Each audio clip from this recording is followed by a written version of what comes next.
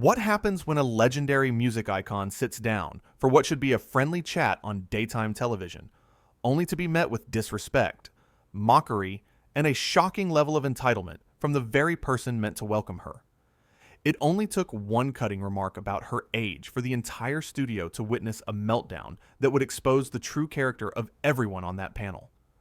Petula Clark, the woman who gave us Downtown, the woman whose voice defined an era, the woman who has sold more than 68 million records worldwide, walked onto the Loose Women set that afternoon, expecting a warm conversation about her incredible career.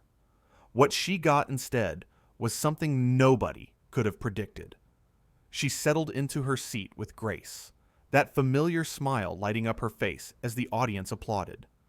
The panel that day consisted of Denise Welch, Ruth Langsford, Colleen Nolan, and Janet Street Porter. The energy in the studio should have felt warm and welcoming. Instead, there was something sharp in the air, something uncomfortable that nobody could quite name yet. From the very first question, something felt off, very off. Denise leaned forward, that signature smirk already forming on her lips, her eyes glinting with something that looked less like curiosity and more like mischief. So Petula, you're still performing at your age. That must be exhausting. Do you ever think about just, stopping? I mean, surely there comes a point when you have to admit it's time to step back and let the younger generation take over. The way she said it, the emphasis on still and your age, it landed in the studio like a slap. Ruth's head snapped toward Denise, her eyebrows raised in surprise and disapproval. Colleen's smile faltered, confusion crossing her features. Janet shifted in her seat, already sensing trouble brewing, her journalistic instincts telling her this was about to go very wrong. The audience went quiet. You could hear it in the silence, that collective intake of breath, the rustle of people shifting uncomfortably in their seats. Ruth's eyes widened in disbelief. Colleen shifted uncomfortably, her hands gripping the edge of the table. But Petula, ever the professional, kept her composure, though something flickered in her eyes for just a split second. "Well, I love what I do," Petula said, her voice steady and warm despite the backhanded nature of the question. "Music has been my life for over 7 decades, and I have no plans to stop doing what brings me joy. Why would I stop doing something I'm passionate about just because of a number?" 7 decades, Denise repeated, letting out a laugh that sounded more like a scoff, sharp and dismissive. "That's incredible. I mean, most people your age are content to just sit at home, watch television, maybe do some gardening, enjoy their grandchildren. But here you are, still trying to stay relevant, still chasing that spotlight. Still trying to stay relevant, still chasing that spotlight." Those words hung in the air like poison, seeping into every corner of the studio. Janet jumped in, clearly trying to redirect, her voice louder than usual, as if volume could somehow drown out the awkwardness. "Petula, your music has touched generations. Downtown is still one of the most recognizable songs in the world. Children today still know that song. What does that legacy mean to you? How does it feel to know that your voice has been part of the soundtrack to so many people's lives?" But before Petula could answer, before she could even open her mouth to respond to what was actually a thoughtful question, Denise cut her off with the sharp precision of someone who doesn't care about anyone else's moment. "Oh, we all know Downtown," Denise said, waving her hand dismissively, as if brushing away a fly. "But that was, 60 years ago? 60 years, Petula. What have you done lately that people actually care about? What have you done that matters now, in this century?" The audience gasped audibly. Someone in the front row actually said, "Oh my God," loud enough for the microphones to pick up. Ruth put her hand on Denise's arm firmly, a clear signal to stop, to pull back, to remember where she was and who she was talking to. But Denise shrugged it off like it was nothing, like Ruth's concern was just another annoyance to be dismissed. Petula's smile faltered for just a moment, but she recovered quickly. I've been touring extensively, actually. I just completed a run of shows across Europe, and the audiences have been wonderful. People of all ages come to hear the music. People of all ages, Denise echoed mockingly. Or people your age who are stuck in the past. Colleen finally spoke up, her voice firm. Denise, that's uncalled for. Petula is our guest. I'm just being honest, Denise shot back. Isn't that what this show is about? Honesty? Or are we supposed to just sit here and pretend that everyone who comes on is still at the peak of their career? Ruth tried again to steer the conversation, her voice tight with barely controlled frustration and embarrassment. Petula, tell us about your upcoming projects. I understand you've been working on new material. Recording sessions? Perhaps collaborations? Petula nodded, clearly trying to maintain her dignity, trying to stay above the fray even as the attacks kept coming. Yes, I've been in the studio recently, actually. Music evolves, and I evolve with it. I think that's important for any artist, to grow, to change, to embrace new sounds while staying true to what makes you unique. Evolve, Denise said with a snort, her voice dripping with contempt. Is that what we're calling it these days? Because from where I'm sitting, it looks more like desperately clinging to something that's long gone. It looks like someone who can't accept that their time has passed, that the world has moved on without them. The tension in the studio was suffocating now, thick and heavy like humidity before a storm. Janet looked furious, her jaw clenched tight. Colleen's mouth was hanging open in disbelief, her eyes wide with shock at what was unfolding. Ruth was shaking her head slowly, clearly mortified, clearly wishing she could be anywhere else but sitting at that table watching this train wreck unfold. But Petula, this woman who had performed for presidents and queens, who had faced down real adversity in her life and career, simply looked at Denise with a steady gaze. I'm sorry, Petula said quietly. Have I done something to offend you? Because I came here today thinking I was going to have a pleasant conversation about music and my career. Instead, I feel like I'm being attacked for simply existing. Attacked? Denise laughed, that harsh, grating sound that made everyone wince. Oh, please, don't play the victim. You've been in this industry long enough to handle a few tough questions. Tough questions are one thing, Petula replied, her voice still calm but with an edge of steel now. Disrespect is another entirely. Disrespect? Denise's voice went up an octave, becoming shrill and defensive. I'm being honest. I'm being real. Maybe in your day, everyone just kissed up to celebrities and told them how wonderful they were all the time, no matter what. Maybe everyone just bowed and scraped and pretended that age didn't matter, that talent was eternal. But this is the real world, sweetheart. This is modern television. Not everyone is going to worship at your feet just because you had a hit song when dinosaurs walked the earth. When dinosaurs walked the earth. The cruelty of it was breathtaking in its casual delivery, and how easily those words slipped out of Denise's mouth as if they were nothing, as if she wasn't talking to a human being sitting right in front of her. The audience erupted in disbelief and anger. Some people booed loudly, the sound echoing through the studio. Others sat in stunned silence, their faces frozen in shock. A woman in the third row was shaking her head over and over, her hand covering her mouth. Ruth's face had gone bright red, the color creeping up her neck and into her cheeks. Denise, stop it right now, Ruth said firmly. This is completely inappropriate. But Denise was on a roll now, seemingly feeding off the chaos she'd created. What? Am I the only one brave enough to say what we're all thinking? She's past her prime. She's irrelevant. And she's only here because the producers thought it would be cute to have some nostalgia act on the show. Colleen stood up. Actually stood up from her seat. That's enough, Denise. You're being cruel, and I won't sit here and watch you treat anyone like this, let alone someone of Petula's stature and talent. Janet nodded in agreement. This is disgusting, even by your standards. Denise turned on them both. Oh, So now you're all ganging up on me because I'm the only one willing to be real? Real? Janet fired back. You're not being real. You're being vicious. There's a difference. Throughout all of this, Petula sat quietly, watching the panel fall apart around her. When there was finally a moment of silence, she spoke again, and her voice cut through the noise like a knife. You know what I find interesting? Petula said, looking directly at Denise. I've been in this business for a very long time, as you keep pointing out.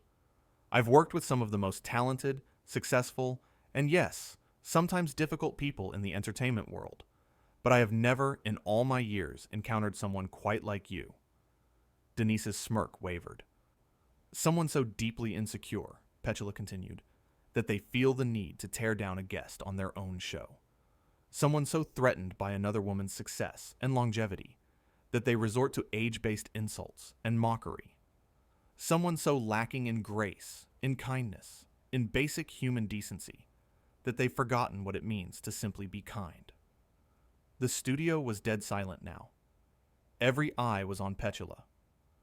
I came here today as a professional, Petula said, her voice growing stronger with each word. I came here with respect for this show, for this panel, for the audience. I came here ready to share my stories, my experiences, my love for music. And you have spent every single moment since I sat down trying to diminish me, to embarrass me, to make me feel small. I was just, Denise started, but Petula held up her hand. No, you've had your turn to speak. Now, it's mine. Ruth, Colleen, and Janet all nodded in support. The audience was completely transfixed. The thing is, Petula said, your words, your insults, your cruelty, they don't actually hurt me, because I know who I am. I know what I've accomplished. I know the joy my music has brought to millions of people around the world. I know my worth, and it has nothing to do with whether you or anyone else thinks I'm still relevant. She stood up slowly, with the kind of dignity that comes from decades of carrying yourself with class.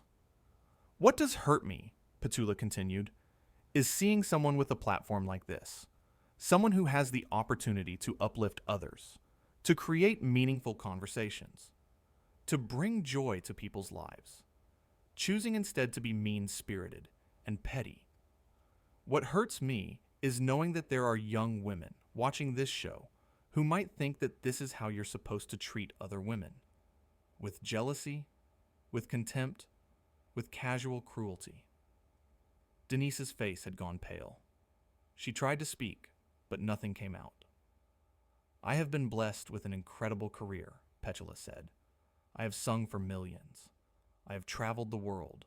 I have made music that has stood the test of time. And yes, I am older now. I have lived a full, rich, beautiful life. But getting older is not something to be ashamed of. It's a privilege that not everyone gets. The audience began to applaud, softly at first, then building into something thunderous. And you know what else? Petula said, her voice rising above the applause. I will continue to perform. I will continue to make music. I will continue to share my gift with anyone who wants to listen, because that's what real artists do. We don't stop just because someone tells us we're not relevant anymore. We don't quit just because someone thinks we're too old.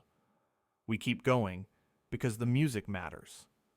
Because the connection with the audience matters. Because bringing joy into the world matters. She reached for her handbag, slinging it over her shoulder with a practiced motion. I will not sit here and be insulted, Petula declared. I will not give you the satisfaction of seeing me break down or fight back in the way you clearly want me to. Instead, I'm going to do something radical. I'm going to leave. I'm going to walk out of here with my head held high, my dignity intact, and my spirit unbroken. Ruth stood up, reaching for Petula's hand. Petula, please, I am so sorry. This is not how we. I know, Ruth, Petula said gently, squeezing her hand. This isn't your fault. Colleen, Janet, it's been lovely to see you both. She turned to face Denise one last time. As for you, Petula said, her voice quiet but firm, I hope one day you find whatever it is you're looking for. Because whatever hole you're trying to fill by tearing others down, I can promise you, this approach isn't working. Happiness doesn't come from making others feel small. Success doesn't come from diminishing other people's achievements. And respect certainly doesn't come from behaving like a bully on national television. Denise's mouth opened and closed, but no sound came out. For the first time since the interview began, she seemed completely at a loss for words. I wish you well, Petula said, and there was something almost sad in her voice now. I truly do. Because anyone who feels the need to act the way you've acted today must be carrying around a tremendous amount of pain.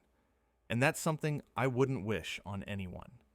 She turned to the audience, that beautiful smile returning to her face. Thank you all for being here, she said warmly. If you ever want to hear real music, music made with love and passion and joy, please do come to one of my shows. I promise you'll be treated with far more kindness than I was treated here today. The audience erupted again, this time in a standing ovation. People were on their feet, clapping and cheering as Petula Clark, the legend, the icon, the woman who refused to be diminished, began to walk off the set. Ruth was visibly crying now. Petula, please. But Petula just shook her head gently. It's all right, dear. Really, some situations are just not worth your energy. Colleen called out, You are an absolute class act, Petula. An inspiration. Thank you, darling, Petula replied without breaking stride. As she neared the edge of the set, one of the producers rushed forward, clearly panicking. Miss Clark, please, if we could just... No, Petula said simply. I don't think so. Janet Street Porter stood up and started clapping slowly, deliberately, her eyes fixed on Denise with a look of pure contempt. The audience followed suit, the applause building and building until it was almost deafening. And through it all, Denise sat frozen in her seat, the smirk completely gone from her face, replaced by something that looked almost like fear, because she was finally realizing what she'd done, finally understanding that she hadn't just insulted a guest. She'd revealed herself to everyone watching. She'd shown the world exactly who she was when given the slightest bit of power. Petula reached the backstage area, the sound of applause still echoing through the studio. A crew member offered to help her, but she waved them off with a kind smile. I've been taking care of myself for quite a long time, she said. I think I can manage. Back on the set, chaos was erupting. Ruth had turned on Denise, her voice shaking with anger. How could you? Ruth demanded. How could you treat anyone like that, let alone someone like Petula Clark? Colleen joined in. That was absolutely disgraceful, Denise. Absolutely disgraceful. I'm ashamed to be sitting next to you right now. Janet wasn't holding back either. You've always had a mean streak, but this was something else entirely. You should be mortified. Denise tried to defend herself, her voice rising defensively. Oh, come on. I was just trying to have a real conversation. I'm tired of everyone pretending. Pretending what? Ruth shot back. Pretending to have basic manners? Pretending to treat people with respect? Pretending to be a decent human being? She was fine, Denise insisted, but her voice lacked conviction now. She's tough. She can handle it. Whether she can handle it is not the point, Colleen said, her voice cold. The point is, she shouldn't have to. The point is, you invited her here as a guest, and then you proceeded to mock her, belittle her, and insult her repeatedly. The audience was still buzzing, people talking among themselves, some shaking their heads in disgust, others looking genuinely upset by what they'd witnessed. She called me insecure, Denise said, and there was a whine in her voice now that made her sound petulant and small. And she was absolutely right, Janet replied sharply, because only someone deeply insecure would behave the way you just did. You're all overreacting, Denise said, but she was looking around desperately now, searching for an ally, finding none. Ruth stood up, her posture rigid with anger. We need to go to commercial. Now. A producer's voice came through someone's earpiece, and suddenly the cameras were cutting away, but not before capturing one final shot of Denise Welch, sitting alone at the table, while her fellow panelists stood apart from her, the weight of her actions settling onto her shoulders like a stone. In the green room backstage, Petula was collecting her things, moving with unhurried grace. A production assistant knocked timidly on the door. Miss Clark, I just wanted to say we're all so sorry about what happened out there. That was completely unacceptable. Petula turned to her with a warm smile. Thank you, dear. But please don't apologize for someone else's behavior. We're all responsible for our own actions. Is there anything we can do? The assistant asked. You can make sure that your show treats its future guests with more respect, Petula said simply. That's all anyone can really ask for. Back in the studio, the commercial break was almost over. Ruth pulled Denise aside, her voice low and furious. You need to apologize. On air. Right now. For what? Denise hissed back. For being honest? For being cruel, Ruth corrected. There's a difference, and if you can't see that, then I don't know what to tell you. Colleen approached from the other side. This isn't going away, Denise. You do realize that, right? This is going to follow you. Oh, please, Denise scoffed, but there was uncertainty in her eyes now. People will forget about it by tomorrow. Janet laughed bitterly. You really think so? You just chased Petula Clark, an actual legend, off this set. You humiliated her on national television, and she handled it with more grace and dignity than you've shown in your entire career. People aren't going to forget that. The cameras were coming back on. The director was counting down, and Denise was finally starting to look worried. Ruth took her seat, her expression carefully neutral now, the professional mask sliding back into place, even as anger still simmered in her eyes. Welcome back, she said to the camera, her voice tight.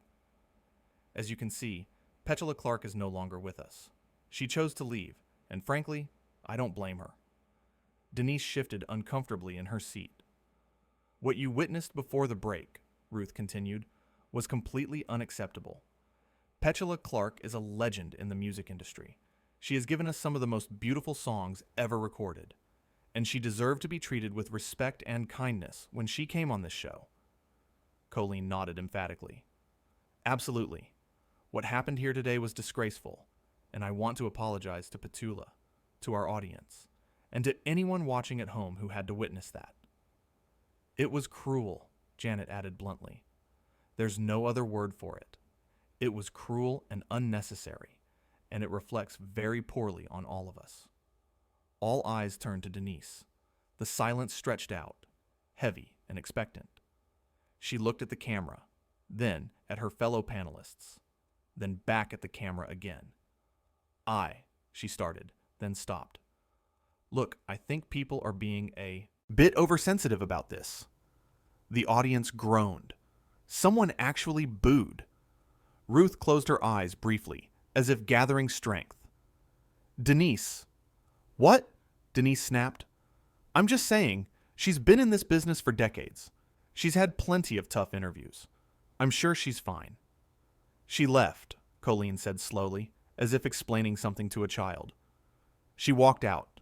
Does that seem fine to you? Maybe she was looking for drama, Denise suggested weakly. Maybe she wanted attention. The audience's reaction was immediate and loud. People were shouting now, expressing their disbelief and disgust. Janet leaned forward, her voice cutting. Are you actually suggesting that Petula Clark, a woman who has sold nearly 70 million records, who has performed for royalty, who has had a career spanning 7 decades, needs to create drama for attention? Are you really that delusional? I'm just exploring possibilities, Denise said defensively. No, you're deflecting, Ruth said firmly. You're refusing to take responsibility for your behavior. You spent that entire interview insulting our guest. You mocked her age. You questioned her relevance. You dismissed her accomplishments.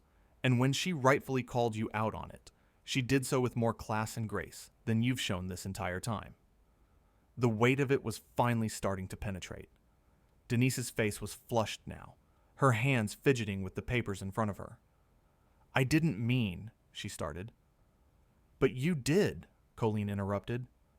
"You absolutely did. And impact matters more than intent. You hurt someone today. You embarrassed this show, and you embarrassed yourself." The audience applauded this statement, the sound filling the studio with validation. Denise looked around at the hostile faces surrounding her, at the disappointed expressions of her colleagues, at the audience members shaking their heads. For just a moment, something flickered across her face. Regret, maybe, or shame. But then her jaw set, that familiar stubborn expression returning. "Fine," she said shortly. "If I upset anyone, I apologize." "If," Janet repeated incredulously. "If you upset anyone?"